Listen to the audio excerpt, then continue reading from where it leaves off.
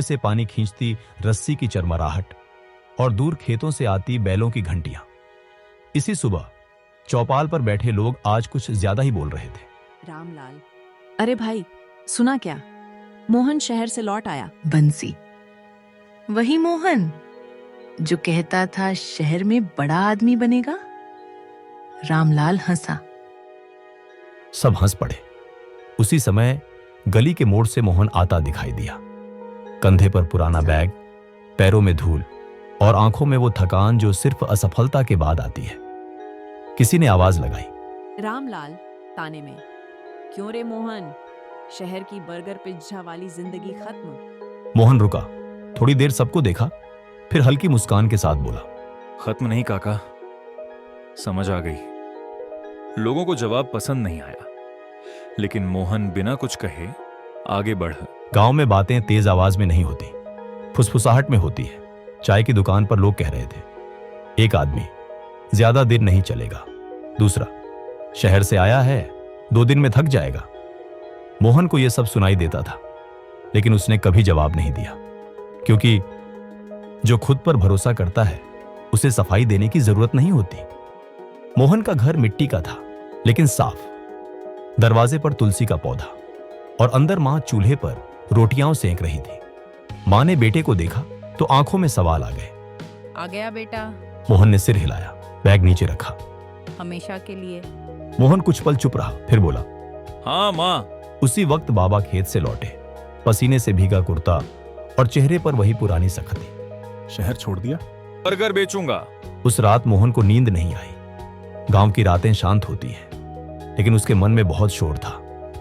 मोहन चारपाई पर करवट बदलता रहा। शहर में वो असफल था और गांव में लोग उसे असफल मान चुके थे। बाहर कुत्ते भौंक रहे थे। मां की खांसी की आवाज आई। मोहन उठकर बैठ गया। उसे पहली बार समझ आया कि असली डर भूख का नहीं, बेकार हो जाने का होता है। बाबा कम बोलते थे, लेकिन जो लोग कम बोलते हैं उनके अंदर बातें ज्यादा होती हैं। बाबा खेत से लौटते वक्त रोज ठेले की तरफ देखते। उन्हें डर था कि कहीं ये बर्गर भी बेटे का एक और टूटा सपना न बन जाए। एक दिन बाबा ने अकेले में कहा, बाबा धीरे, अगर ना चला बेटा तो कोई बात नहीं। मोहन ने पहली बार बाबा की आवाज कांपते सुनी। 3 दिन बाद गांव की सड़क के किनारे एक छोटा सा ठेला खड़ा था। ठेले पर चमक दमक नहीं थी, ना पोस्टर ना लाइट, बस एक तख्ती जिस पर हाथ से लिखा था, मोहन का गांव बर्गर। लोग रुकने लगे।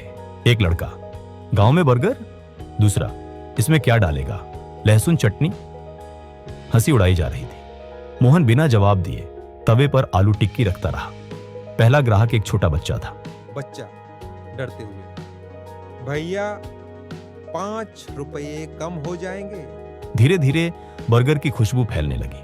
लोग मजाक में आते और चुपचाप दूसरा बर्गर मांगते। रामलाल खाते हुए, अरे ये तो सच में अच्छा है।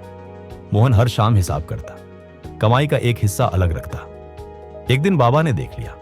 उस दिन गांव में बारिश आ गई, ऐसी बारिश जो सब कुछ रोक देती है। मिट्टी की सड़क कीचड़ बन चुकी थी। मोहन का ठेला भीग रहा था। बारिश में ग्राहक नहीं आते, और जब ग्राहक नहीं आते तो सपने भी भीगने लगते हैं। मोहन ठेले के नीचे बैठा रहा। तवे पर आग बुझ चुकी थी। उसी वक्त बाबा आए। बाबा धीरे, आज बंद कर दे बेटा। मोहन ने सिर हिलाया। कभी कभी कुछ बंद करना हार नहीं होता, बस एक दिन रुकना होता है। गांव का सरकारी स्कूल जैसे समय में फंसा हुआ था। टूटी खिड़कियां, पुरानी बेंच और बच्चों की सूनी आंखें। एक दिन मोहन उधर से गुजरा। अंदर से आवाज आई, टीचर, मिड डे मील अभी नहीं आया। मोहन रुक गया। बच्चे खाली पेट स्लेट पर लिख रहे थे। उस शाम मोहन ने छोटे बर्गर बनाए, ठेले से उठाकर स्कूल ले गया। मोहन, आज ये खाओ। बच्चा, पैसे? मोहन झुका। मोहन, ये पढ़ाई बर्गर है? रात को मां रो पड़ी। मां, खुद क्या खाएगा? मोहन ने धीरे से कहा। मोहन, मां, भूखा पेट पढ़ नहीं पाता। बाबा चुप थे, लेकिन उनकी आंखें भर आई थीं। एक दिन शहर के लड़के आए। मोबाइल निकाला। शहर का लड़का, दोस्तों, गांव का बर्गर। वीडियो वायरल हो गया, लाखों व्यूज। वीडियो वायरल हुआ, लेकिन मोहन चुप था। फोन बजता रहा, मैसेज आते रहे, क्योंकि वो जानता था शोर अक्सर सच्चाई को ढक देता है। मोहन ने फोन बंद कर दिया और स्कूल की तरफ चल पड़ा। चमाती गाड़ी आई।